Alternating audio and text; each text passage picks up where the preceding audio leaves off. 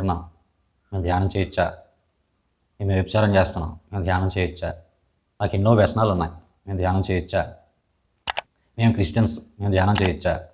లేదా మేము ముస్లిమ్స్, మేము ధ్యానం చేయొచ్చా? అసలు ఎవరు ధ్యానం చేయాలి? ఎవరైనా ధ్యానం చేయొచ్చు. ఎందుకంటే దీనికి లిమిటెడ్స్ కానీ అడ్డు ఆటంకాలు కానీ ఉండవండి. చాలామందికి చాలా అపోహలు ఉంటాయి. అప్పుడు చాలామంది అనుకుంటారు ఇది చాలా గొప్పది, చాలా పరమ పవిత్రమైంది, మనం చేయకూడదేమో అనుకుని చాలా భావాలు ఉంటాయండి చాలామందికి. ఏమీ అవసరం లేదండి. ఎందుకంటే మనిషి ఈ భూమి మీద జన్మించిన తర్వాత తను ఎవరో తను తెలుసుకోవాలి ఫస్ట్. తాను ఏంటో తను తెలియకుండా జీవిస్తాడు భూమి మీద.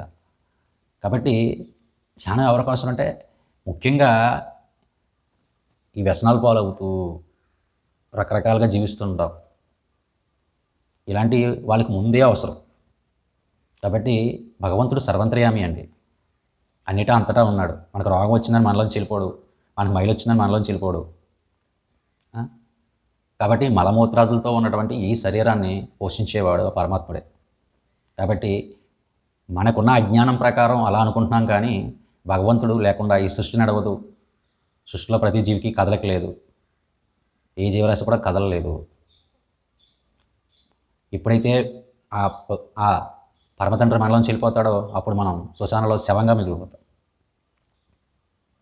కాబట్టి గుర్తుపెట్టుకోవాల్సింది ఏంటంటే చక్కగా ప్రతి ఒక్కరం కూడా ధ్యానం చేసుకోవచ్చండి. ఎందుకంటే ధ్యానం అంటే చక్కగా శ్వాస మీద ధ్యాస పెట్టి చేసేది కాబట్టి అన్ని మతాల వాళ్ళు చేసుకోవచ్చు. దీంట్లో మంత్రాలు తంత్రాలు గట్రా ఉండవు కాబట్టి చక్కగా ప్రతి ఒక్కరం కూడా శ్వాస ఉన్న ప్రతి మనిషి కూడా, శ్వాసించే ప్రతి మనిషి ధ్యానం చేయొచ్చు. గురుగారు చాలా సింపుల్గా చెప్పారు. అసలు ఎవరు ధ్యానం చేయొచ్చు అని అంటే ఈ శ్వాసించే ప్రతి మనిషి కూడా ధ్యానం చేయొచ్చు. కాబట్టి సులువైనటువంటి మార్గం, కష్టం అక్కర్లేదు, దీనికి డబ్బులు ఖర్చు ఉండదు. చక్కగా సమయాన్ని కేటాయించుకుని కళ్ళు రెండు మూసుకుని సహజంగా జరిగేటువంటి, బలవంతంగా కాదండి, సహజంగా మనం ప్రతిరోజు శ్వాసిస్తూ ఉన్నాం. సహజంగా ఆ సహజంగా శ్వాసించేటువంటి ఆ శ్వాస మీద ధ్యాస పెట్టి చేస్తుంటే అనేక రకాలైన ఆలోచనలు వస్తూ ఉంటాయి. ఆలోచనలు వచ్చినప్పుడు కట్ చేసి మళ్ళీ శ్వాసను గమనిస్తూ ఉండడం, ఇలా నిరంతరం చేస్తూ ఉంటే జాగ్రత్తగా ఆలోచనలు తగ్గి ఈ మనసు పరిశూన్యమవుతుంది. ఆ పరిశూన్య స్థితినే ధ్యాన స్థితి అన్నారు. కాబట్టి ఆ శూన్యంలో ఎంతసేపు మనం ఉంటామో అంతసేపు శక్తిని మనం పొందడం జరుగుతుంది. ఆ శక్తి ద్వారా మన శారీరక, మానసిక, ఆధ్యాత్మిక ఉన్నటువంటి బ్లాక్స్ అన్నీ క్లియర్ అవుతాయి, అనారోగ్యాలన్నీ తగ్గుతాయి, మానసిక స్థితి కూడా ఎంతో అద్భుతంగా ఉంటుంది.